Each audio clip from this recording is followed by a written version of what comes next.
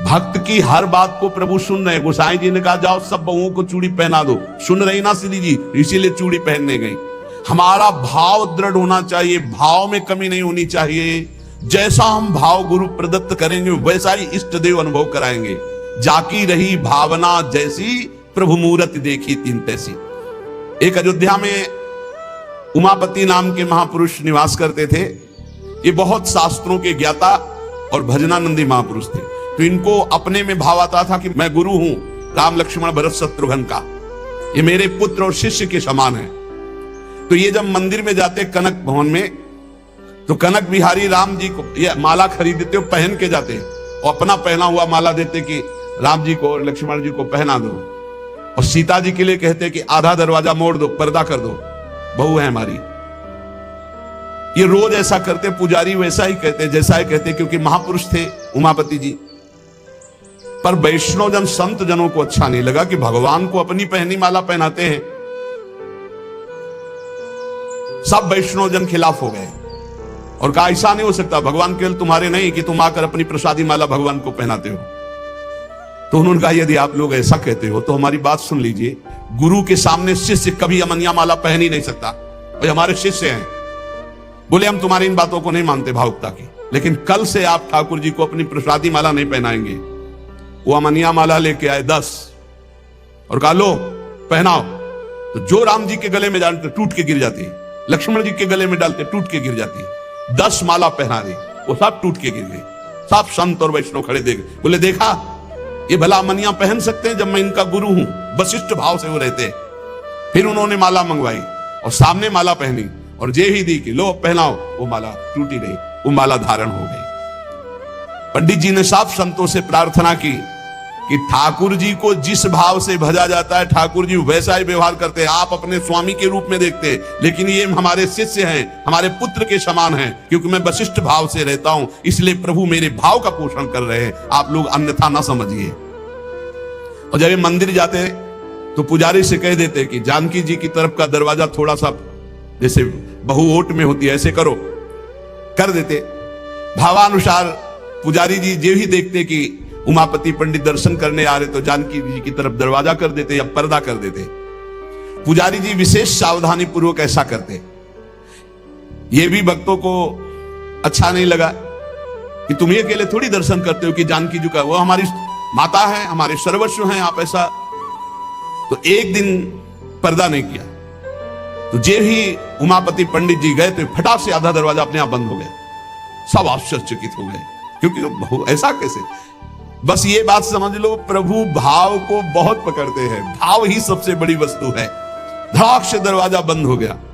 पंडित जी ने पुजारी जी से कहा आप कभी चूक मत करना, जानकी जी हमारी बहू है, हमारे शिष्य की है, इसलिए वो कभी हमारे सामने ऐसे नहीं, पर्दा करके।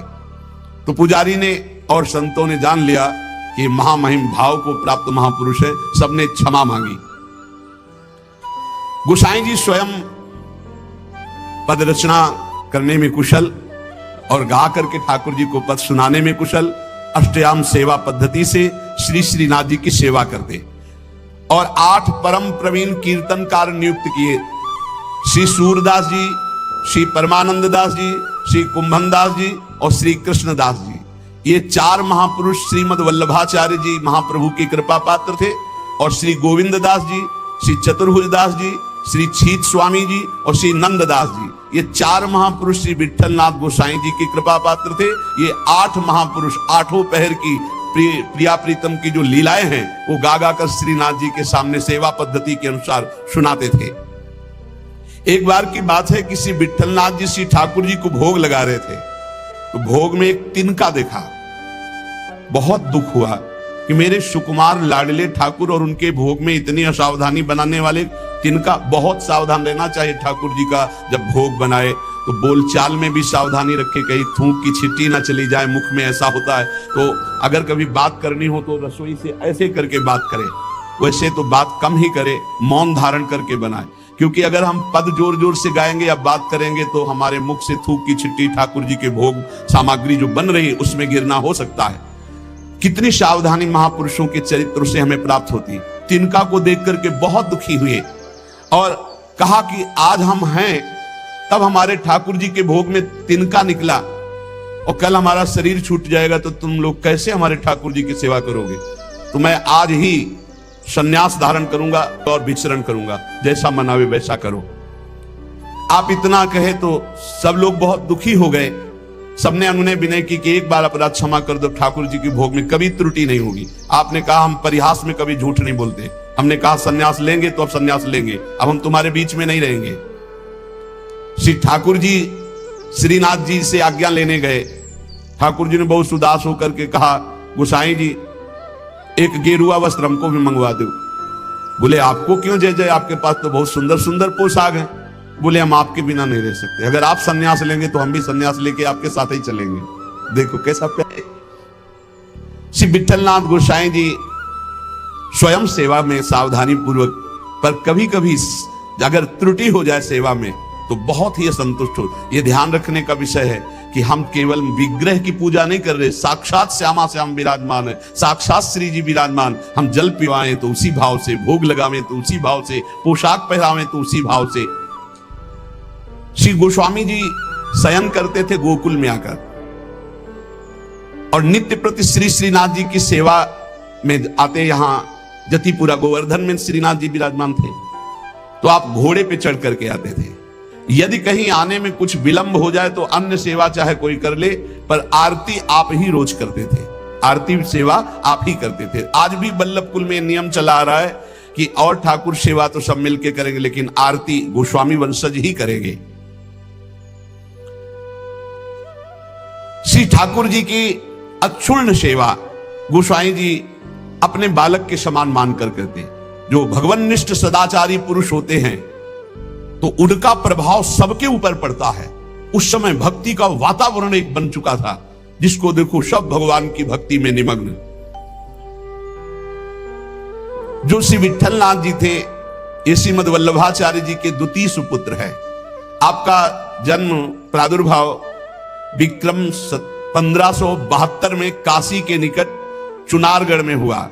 श्री आचार्य महाप्रभु वल्लभाचार्य जी ने प्रयाग में अड़ैल में आकर आपका जन्मोत्सव मनाया।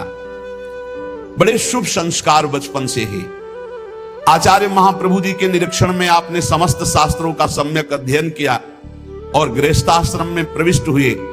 आपकी दो पत्नियां थी, रुक्मिणी जी और पद्मावती जी। श्रीमद वल्लभाचार्य महाप्रभु जी के गोलोक गमन के अनंतर उनके ज्येष्ठ पुत्र श्री गोपीनाथ जी, ये द्वितीय पुत्र से श्री विठलनाथ जी, गोपीनाथ जी आचार्य गद्दी पर बैठे, परंतु थोड़े ही समय में वो गोलोकवासी हो गए। और गोपीनाथ जी के जो पुत्र थे श्री पुरुषोत्तम जी, वो अभी बाल्यावस्था को थे, तो विठलनाथ जी को ही सारा कार्यभार संभालने को मिला आचार्य गद्दी का। ठाकुर जी की सेवा, ठाकुर जी का सब ऐश्वर्य श्री विठलनाथ जी संभाले। श्री विठलनाथ जी संभाले तो, पर कृष्णदास जी ये वल्लभाचार्य जी के शिष्य और ये संपूर्ण सेवा सामग्री के अधिकारी थे। यहां एक बहुत सूक्ष्म विषय निकल के आता है कि कभी गुरु और गुरु वंशज के प्रति थोड़ा भी हे भाव न कर ले, नहीं तो दुर्गति पक्की है, चाहे जितना बड़ा उपासक हो। कृष्णदास जी बहुत बड़े महापुरुष हैं, पूरे श्रीनाथ जी की सेवा के अधिकारी हैं, अधिकारी पदवी नहीं की है। अब किसी सेवा पद्धति को लेकर कृष्णदास जी से श्री विठलनाथ गोस्वामी जी ने, तो कृष्णदास जी असंतुष्ट हो गए। कभी ऐसा नहीं होना चाहिए, गुरु के समान ही गुरुवंशजों को समझना चाहिए। जिसे हमारे गुरुवंश के अगर बच्चा भी आ जाए तो हम उसके झुक कर चरण छुएंगे, उसको गुरु के समान आसन पर बैठा लेंगे और नीचे उतरकर हम बैठेंगे। चैतन्य महाप्रभु ने ईश्वरपुरी जी के जब गांव में गए तो रज में लोट लोट के कह रहे थे, यहाँ के सब जीव जंतुओं की भी चरण रज हमारे लिए बंद नहीं, क्योंकि यहां हमारे गुरुदेव भगवान प्रकट हुए ईश्वरपुरी जी के गांव में। यहां त्रुटि हो रही है कृष्णदास जी से। कृष्णदास जी ने क्या किया कि जो गोपीनाथ जी गोलोक गमन हो गया था, तो उनकी पत्नी और उनके पुत्र पुरुषोत्तम जी अभी छोटे थे, उनसे बात की और गद्दी पर पूरा अधिकार कर लिया। पुरुषोत्तम है ही, क्योंकि उनके पिता गोपीनाथ जी अधिकारी थे, और हटा दिया श्री विठलनाथ जी को। और हटा ही नहीं दिया, पूरी सेवा से हटा दिया कृष्णदास अधिकारी जी ने। पुरुषोत्तम जी को गद्दी पे बैठा दिया, उनकी मां को समझा बुझा करके दस्तखत करवा लिए और श्री विट्ठलनाथ गोस्वामी जी को हटा दिया। श्रीनाथ जी की सेवा मतलब आना भी बंद करवा दिया। ऐसा नहीं करना चाहिए था। बहुत गोसाई जी को सब अधिकार छिन जाने का कष्ट तो नहीं हुआ, पर सेवा छूट जाने का बहुत कष्ट हुआ। और महापुरुषों के हृदय में किसी भी तरह का यदि कष्ट हो गया तो उसे फिर भगवान बर्दाश्त नहीं करते। आपको बहुत क्लेश हुआ, श्रीनाथ जी का दुलार छूट गया, सेवा छुटवा दी कृष्णदास अधिकारी ने। आप पाराशौली में जाकर रहने लगे, पर बहुत दुखी अंदर से। और दूर तक वहां तक आते जहां श्रीनाथ जी की ध्वजा दिखाई देती है, वहां से साष्टांग दंडवत करके बहुत एकाग्रता पूर्वक ऐसे देखते, मंदिर की तरफ रोने लगते श्री विट्ठलनाथ जी। ये बहुत बड़ी हानि का विषय, बहुत बड़ी हानि का विषय। गुरुजनों से विरोध करने का मतलब है सर्वस्व का नाश, चाहे जितना बड़ा भी कोई तपस्वी भजनानंदी हो। एक श्री रामदास जी भीतरिया जो ठाकुर जी की सेवा में रहते थे, वो श्री विट्ठलनाथ जी की स्थिति से परिचित थे। वो रोज गुप्त रूप से समय निकालते। यद्यप श्री कृष्णदास जी ने उनको भी मना कर दिया था, पर वो जाते और गोसाई जी को श्री लालजू का बीड़ा प्रसाद देते। बीड़ा प्रसाद आंखों से ऐसे रख करके खूब रुदन करते श्री विट्ठलनाथ जी। ये बहुत बड़ा अपराध है, बहुत बड़ा अपराध। गोसाई जी ठाकुर जी के लिए अपने कर कमल से एक फूलों का हार बनाते और कहते पहना देना जाके, और रोज एक श्लोक दैन्यता का लिखते और कहते ठाकुर जी को सुना देना जाके।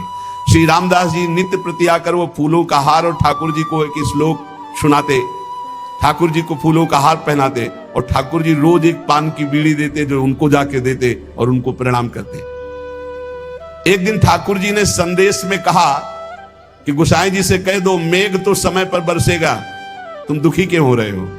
मेघ तो समय आने पर बरसेगा, तुम दुखी क्यों हो रहे हो? विट्ठलनाथ जी के सामने जब जाकर रामदास जी ने कहा मेघ तो समय पे बरसेगा, आप दुखी क्यों हो रहे हो? लालन ने ऐसा कहा है। तो विट्ठलनाथ जी ने कहा कि मेघ तो समय पे बरसेगा, पर चातक अपनी टेक पुकार क्यों छोड़ेगा? चातक तो रटता ही रहेगा। बहुत सुंदर बात। अगर चातक अपनी रटन छोड़ दे तो चातक कैसा? मेघ तो समय पे बरसेगा, वो बरसे, लेकिन चातक अपनी रटन नहीं छोड़ सकता। मेरी रटन घटने वाली नहीं, मैं तो रो रो कर आपको पुकारता ही रहूंगा। चातक रटन घटे घट जाई, बढ़े प्रेम सब भांति भलाई। विट्ठलनाथ जी के इस दुख को अकबर बादशाह ने सुना। उसने तत्काल आदेश किया और कृष्णदास जी को बंदी बना के जेल में डाल दिया और गोसाई जी को विरुद्ध आचरण किया, इसलिए उनको कठोर दंड कृष्णदास जी को बादशाह अकबर ने। जब गोसाई जी को ये पता चला तो गोसाई जी ने अन्न जल त्याग दिया और कहा जब तक सम्राट अकबर सादर कृष्णदास जी को, ये देखो महापुरुषों का हृदय, सादर कृष्णदास जी को नहीं छोड़ते तब तक मैं अन्न जल भी नहीं पाऊंगा। जब बादशाह अकबर को यह पता चला कि गोसाई जी ने अन्न जल त्याग दिया तो सादर कृष्णदास जी को पुनः छोड़ दिया। कृष्णदास जी को जब ये पता चला कि गोसाई जी मेरे लिए अन्न जल छोड़ दिए, तब गोसाई जी के पास आए और चरणों में गिरे और कहा मुझे आपके प्रभाव का पता नहीं था, क्षमा कीजिए। कृष्णदास जी ने पाराशौली में आकर गोसाई जी के चरण पकड़ लिए। गोसाई जी गंभीर हो गए। महापुरुष अगर डांट दें तो बच गए आप, और गंभीर हो गए तो पिट गए आप, बस इतना समझ लो। गंभीर इसलिए हो गया कि तुमने लालन की सेवा छुड़वा दी, सब ठीक है, लेकिन लालन की से दूर रखा, दर्शन नहीं, सेवा नहीं, इसलिए गंभीर हो गए। विट्ठलनाथ गोसाई जी को पूर्व सेवाधिकार प्राप्त हो गया। श्री कृष्णदास जी का अंतिम लीला जानते हो कैसे हुई? कुआं में पैर फिसल गया और गिर के मरे और प्रेत बने, इसी अपराध के कारण। बहुत सावधान। इतने बड़े महापुरुष हैं, उनका चरित्र है कृष्णदास जी का, बहुत बड़े महापुरुष हैं, लेकिन अपने गुरु से अपराध बन गया। गुरुवंश गुरु स्वरूप ही है, अपराध बन गया तो प्रेत योनि को, पैर फिसल गया, कुएं में गिरे और उनकी प्रेत योनि को प्राप्त हुई। बहुत सावधानी की जरूरत है कि कहीं ऐसे अपराध नहीं तो चाहे जितना भजन हो, भजन बाद में तो कल्याण करेगा, लेकिन बीच में छूट जाएगा और बीच में हमारी दुर्गति हो जाए। अंतिम तो मंगल ही होगा, क्योंकि भगवान का जन कवि नामे भक्ता प्रणश्यति। जब ये प्रेत बन गए थे तब भी उद्धार गोस्वामी विठल नाथ जी के द्वारा ही इनका हुआ। श्री यमुना जी में स्तोत्र का गायन का कंचन वर्ण तेज चमकता हुआ विठल नाथ गोस्वामी जी का, तो स्नान करके यमुना जी की आराधना कर रहे थे, तो उधर नौका में जल विहार करते हुए इसकी बादशाह की कोई हिंदू बेगम होगी, तो वो दूर से देखा कि तेजस्वी तो भगवान के समान है। नौका समीप ले गई, उतरकर चरणों में बंधन किया। विठलनाथ गोस्वामी जी को देखकर उसे पक्का लगा कि ये जो आशीर्वाद दे देंगे तो पक्का। तो उन्होंने कहा कि आपसे मैं एक ही आशीर्वाद चाहती हूं कि मेरे बादशाह मेरे अनुकूल रहें। हर पत्नी यही चाहती है। आप कृपा करके कोई ऐसा जंतुर बांध दीजिए, कोई मंत्र बता दीजिए, कोई उपाय बता दीजिए कि बादशाह सलामत हमारे बस में रहे, हमारे अधीन रहे।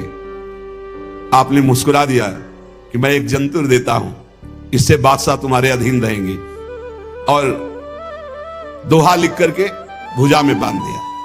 यंत्र मंत्र और तंत्र को भूल करो जन कोय, पति कहा सो कीजिए वो आप ही बस होए। ये दोहा लिख करके बांध दिया। दूर से गुप्तचर लगे रहते थे। गुप्तचर ने कहा कि विठलनाथ गोस्वामी जी ने कोई जादू टोना करके आपकी हिंदू बेगम की बाह में जंतुर बांध दिया है। तत्काल आया, जब वो महल को तोड़ दिया जंतुर, और उसे कहा खोला जाए, खुला गया। और जब ये दोहा पढ़ा कि यंत्र मंत्र और तंत्र को भूल करो जनी कोई उपाय मत करो, ये यंत्र तंत्र मंत्र जंतर वाला, पति की आज्ञा में रहो, इसी से पति अधीन हो जाएगा। जब ये दोहा पढ़ा कि पति की आज्ञा का पालन रूप परम बल है जो पति को अधीन कर लेता है, बहुत प्रसन्न हुआ। तो कहा इसी समय मुझे विठलनाथ गोस्वामी के चरणों में जाके प्रणाम करना है और उनके दर्शन करने। तब से बहुत श्रद्धा विठलनाथ गोस्वामी जी के ऊपर, और वो आकर के गोकुल में और गोवर्धन में बहुत सी संपत्ति जमीन ये सब विठलनाथ गोस्वामी जी को दी। श्रीमद वल्लभाचार्य महाप्रभु जी ने पुष्ट मार्ग का प्रवर्तन किया, विठलनाथ गोस्वामी जी ने उसका बहुत प्रकाश किया। श्री सूरदास जी, कुंभनदास जी, परमानंद दास जी, कृष्णदास जी ये वल्लभाचार्य जी के शिष्य, और नंददास जी, चतुर्भुजदास जी, श्री गोविंद दास जी, श्री छीत स्वामी ये विठल नाथ जी के शिष्य, ये रात दिन ठाकुर जी की सेवा में, पद गायन की सेवा में रहते थे। जिस समय महाप्रयाण का समय आया तो विठलनाथ गोस्वामी जी ने सातों पुत्रों को बुलाया और अलग अलग ठाकुर जी प्रदान किए। 7 पुत्र श्री गिरधर जी, श्री गोविंद जी, श्री बालकृष्ण जी, श्री गोकुलनाथ जी, श्री रघुनाथ जी, श्री यदुनाथ जी और श्री घनश्याम जी, ये 7 पुत्र श्री विठलनाथ गोस्वामी जी के। सातों को अलग अलग ठाकुर सेवा प्रदान की। श्री गिरधर जी को श्री ठाकुर मथुरेश जी, जो वर्तमान में जतिपुरा गोवर्धन में विराजमान है। श्री गोविंद राय जी को श्री श्रीनाथ जी, जो वर्तमान में राजस्थान में श्रीनाथ द्वारा में विराजमान है। श्री बालकृष्ण जी को श्री द्वारिकाधीश भगवान, जो वर्तमान में काकरौली में विराजमान है। श्री गोकुलनाथ जी को, जो वर्तमान में श्री गोकुल में विराजमान है। श्री रघुनाथ जी को श्री गोकुल चंद्रमा जी, जो वर्तमान में कामवन में विराजमान है। श्री यदुनाथ जी को श्री बालकृष्ण भगवान, जो वर्तमान में सूरत में विराजमान है। श्री घनश्याम जी को श्री ठाकुर मदन मोहन जी, जो वर्तमान में कामवन में विराजमान है। इन सातों पुत्रों को 7 ठाकुर की सेवा प्रदान की और चल अचल संपत्ति का बंटवारा किया और समस्त वैष्णवों को बुलाया और कहा आज हमें ठाकुर जी बुला रहे अपने धाम में। ऐसे जाना होता है महापुरुषों का। मृत्यु मृत्यु नहीं, महोत्सव होता है। सब वैष्णव जनों को बुलाया और बोले आज जो है ठाकुर जी बुला रहे हैं अपने निज सेवा में। निज की विठलनाथ गोस्वामी जी ने कोई जादू टोना करके आपकी हिंदू बेगम की बाह में जंतुर बांध दिया है। तत्काल आया, जब वो महल को तोड़ दिया जंतुर और उसे कहा खोला जाए, खुला गया। और जब ये दोहा पढ़ा कि यंत्र मंत्र और तंत्र को भूल करो जनी कोई उपाय मत करो, ये यंत्र तंत्र मंत्र जंतर वाला, पति की आज्ञा में रहो, इसी से पति अधीन हो जाएगा। जब ये दोहा पढ़ा कि पति की आज्ञा का पालन रूप परम बल है जो पति को अधीन कर लेता है, बहुत प्रसन्न हुआ। कहा इसी समय मुझे विट्ठलनाथ गोस्वामी के चरणों में जाके प्रणाम करना है और उनके दर्शन करने। तब से बहुत श्रद्धा विट्ठलनाथ गोस्वामी जी के ऊपर, और वो आकर के गोकुल में और गोवर्धन में बहुत सी संपत्ति, जमीन, ये सब विट्ठलनाथ गोस्वामी जी को दी। श्रीमद वल्लभाचार्य महाप्रभु जी ने पुष्ट मार्ग का प्रवर्तन किया, विट्ठलनाथ गोस्वामी जी ने उसका बहुत प्रकाश किया। श्री सूरदास जी, कुंभनदास जी, परमानंद दास जी, कृष्णदास जी, ये वल्लभाचार्य जी के शिष्य, और नंददास जी, चतुर्भुजदास जी, श्री गोविंद दास जी, श्री चीत स्वामी, ये विट्ठल नाथ जी के शिष्य, ये रात दिन ठाकुर जी की सेवा में, पद गायन की सेवा में रहते थे। जिस समय महाप्रयाण का समय आया तो विट्ठलनाथ गोस्वामी जी ने सातों पुत्रों को बुलाया और अलग अलग ठाकुर जी प्रदान किए। 7 पुत्र, श्री गिरधर जी, श्री गोविंद जी, श्री बालकृष्ण जी, श्री गोकुलनाथ जी, श्री रघुनाथ जी, श्री यदुनाथ जी और श्री घनश्याम जी, ये 7 पुत्र श्री विट्ठलनाथ गोस्वामी जी के थे। सातों को अलग अलग ठाकुर सेवा प्रदान की। श्री गिरधर जी को श्री ठाकुर मथुरेश जी, जो वर्तमान में जतिपुरा गोवर्धन में विराजमान है। श्री गोविंद राय जी को श्री श्रीनाथ जी, जो वर्तमान में राजस्थान में श्रीनाथ द्वारा में विराजमान है। श्री बालकृष्ण जी को श्री द्वारिकाधीश भगवान, जो वर्तमान में काकरौली में विराजमान है। श्री गोकुलनाथ जी को, जो वर्तमान में श्री गोकुल में विराजमान है। श्री रघुनाथ जी को श्री गोकुल चंद्रमा जी, जो वर्तमान में कामवन में विराजमान है। श्री यदुनाथ जी को श्री बालकृष्ण भगवान, जो वर्तमान में सूरत में विराजमान है। श्री घनश्याम जी को श्री ठाकुर मदन मोहन जी, जो वर्तमान में कामवन में विराजमान है। इन सातों पुत्रों को 7 ठाकुर की सेवा प्रदान की और चल अचल संपत्ति का बंटवारा किया और समस्त वैष्णवों को बुलाया और कहा आज हमें ठाकुर जी बुला रहे अपने धाम में। ऐसे जाना होता है महापुरुषों का। मृत्यु मृत्यु नहीं, महोत्सव होता है। सब वैष्णव जनों को बुलाया और बोले आज जो है ठाकुर जी बुला रहे हैं अपने निज सेवा में, निज धाम में। इनके पीछे पीछे पुत्र, जो 7 पुत्र थे, वो पीछे पीछे गए। आप चल करके जतिपुर आए, आपने निज कंठ की माला चतुर्थ पुत्र श्री गोकुलनाथ जी के गले में डाल दी और कहा सब वापस हो जाओ, अब मैं परम धाम जा रहा हूं। और गुफा में प्रवेश करने लगे तो सबसे बड़े पुत्र गिरधर जी ने आपका वस्त्र पकड़ लिया, तो केवल वस्त्र ही हाथ में रहा और आप अंतर्ध्यान हो गए, सदैव भगवान के धाम को गए श्री विट्ठलनाथ गोस्वामी जी। फिर आकाशवाणी हुई कि मेरा जो वस्त्र तुमने पकड़ा, इसी से मुझे अंतिम संस्कार जो होते हैं वो अंतिम उत्तर क्रिया इसी से संपन्न करो और जैसा हमने आदेश दिया वैसा कहना। तो जिस समय गोस्वामी जी श्री लालजू को श्लोक भेजते थे, वो बाद में श्लोक संग्रहित कर करके लिखते थे, यद दैन्य त्वत्कृपा हेतुर न तदस्ति ममाण्वपि ताम कृपाम कुरु राधेश यया तद्दैन्यमाप्नुयाम।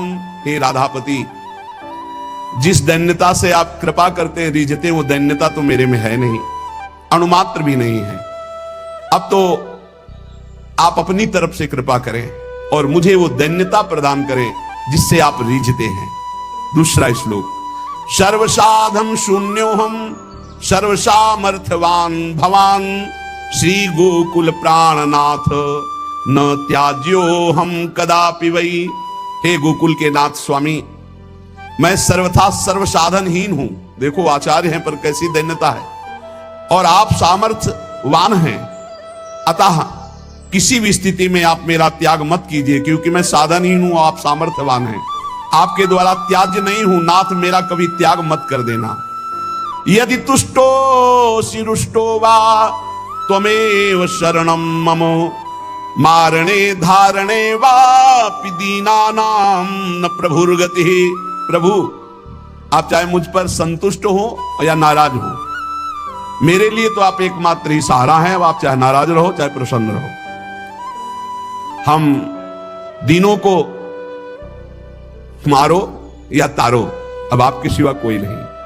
आपको हमारा भार वहन करना ही पड़ेगा नाथ, आपको हमारा पोषण करना ही पड़ेगा, जबरदस्ती आपको अंगीकार करना ही पड़ेगा, क्योंकि आपके सिवा हमारा कोई नहीं है। ऐसे दैन्य भाव से जब कोई भाव संबंध से प्रभु से जुड़ जाता है तो इसी जन्म में देखो, हम प्रभु को अपना स्वामी मानते हैं, हम प्रभु को अपना सखा मानते हैं, हम प्रभु को अपना प्रीतम मानते हैं। ये भाव तब तक साधन भाव माना जाएगा जब तक प्रभु आपका भाव स्वीकार नहीं कर लेते। निहाल तभी उपासक होता है जब वो आके कह देते तू मेरी, जो भाव किया, तू मेरा सखा, तू मेरी दासी, तू मेरी सहचरी, जब वो स्वीकार कर लेते हैं तब मोहर लग गई, पक्का हो गया। एक ये सिद्धांत। और दूसरा, जब गुरु स्वीकार कर लेते हैं तो इष्ट की स्वीकृति अपने आप हो जाती है। इष्ट और गुरु में भेद नहीं होता, गुरु गोविंद ने भेद कराई। जब गुरुदेव स्वीकार कर दिया कि तू प्रियाजू का, तो गुरुदेव ने जो कह दिया वो प्रियाजू भी नहीं काट सकती है। इसलिए हमें अपने भाव संबंध में दृढ़ रहना चाहिए और भाव के द्वारा ही हमारा व्यवहार होना चाहिए। जैसा हमारा इष्ट से व्यवहार है ठीक वैसा ही भाव हमारा होना चाहिए, जैसा भाव है वैसा इष्ट से व्यवहार होना चाहिए। इसी जन्म में आपको उत्तर मिल जाएगा कि श्री जी ने आपको स्वीकार कर लिया। और जब ये आ जाता है कि श्री जी ने स्वीकार, एकदम बेपरवाही, ऐसी मस्ती आती है, कैसे उदाहरण में बताएं, बनेगा ही नहीं उदाहरण, पर थोड़ा सा इशारा, जैसे शाखा चंद्र न्याय से कहते हैं कि डाल के एक हाथ ऊपर देखो चंद्रमा दिखाई दे रहा, चंद्रमा तो न जाने कितनी दूर है पर अब चंद्रमा को देख पाते। ऐसे उदाहरण में जैसे भारत का कोई बड़ा अधिकारी आपसे आके हाथ मिला दे, कहते चिंता मत करना, आज से मैं आपका, और आप जो कहेंगे सो हम करेंगे, फिर कैसा लगेगा? वो दोबारा कभी फोन करे या ना मिले, लेकिन आप छाती चौड़ी करके घूमेंगे। ऐसे ही हम श्यामाजू के बल अभिमानी, वो तो नाशवान पद है और नाशवान शरीर है, और वो सर्वज्ञ नहीं है, वो अल्पज्ञ बहुत दूर रहता है, वो असीम नहीं है, वो अनंत नहीं है, सर्वत्र नहीं है, सर्वज्ञ नहीं है। लेकिन प्रियालाल असीम है, अनंत है, सर्वज्ञ है, सर्वत्र है। और गुरु ने संबंध करवा दिया, उनकी शरणागत करा दिया। और जिस समय शरणागति आपके हृदय में पुष्ट हो जाएगी तो हम श्री श्यामाजू के बल अभिमानी, टेढ़े रहे मोहन रसियासो, बोले अटपटवानी। बड़ा अद्भुत आनंद इस ठसक में रहता है कि हमारी श्यामाजू, हमारी प्यारी जू, हमारी लाडली जू। हर समय नाम जप करते रहो और अपने आराध्य देव के सानिध्य का अनुभव करते रहो। इसी जीवन में इस माया प्रपंच से हटकर परमानंद स्वरूप प्रियालाल को प्राप्त हो जाओगे। विश्वास कर लो, बस नाम न छूटे और संबंध का भाव न टूटे तो निश्चित इसी जन्म में अनुभव हो जाएगा। शेष चर्चा आगे श्री आधा।